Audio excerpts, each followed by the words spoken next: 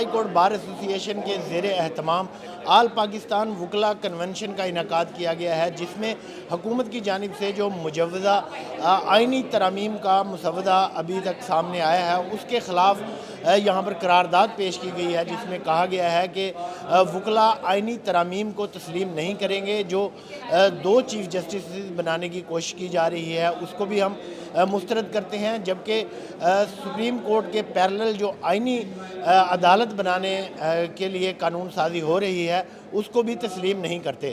یہ جو وکلا کنونشن ہے، یہ تحریک انصاف کے حامی گروپوں کا کنونشن ہے، جس کی قیادت جو حامد خان ہے، تحریک انصاف کے رہنما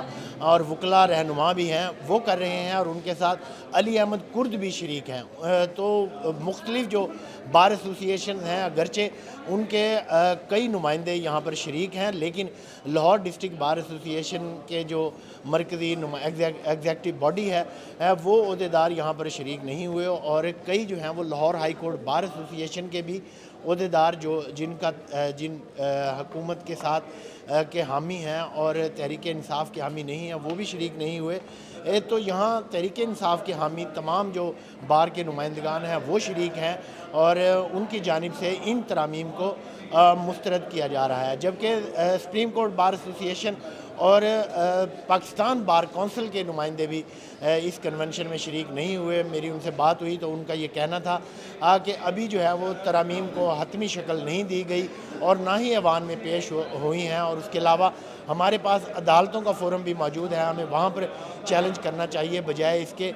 کہ ابھی ترامیم جو ہیں وہ پیش نہیں ہوئی اور نہ قانون سازی ہوئی ہے تو ہم ان کے خلاف احتجاج شروع کر دیں۔ لیکن یہ جو وکلا ہیں، جو تحریک انصاف کے حامی وکلا ہیں، ان کی جانب سے ان ترامیم کے خلاف بھرپور احتجاج ریکارڈ کرایا جا رہا ہے، اور اس حوالے سے قرارداد بھی جو ہے وہ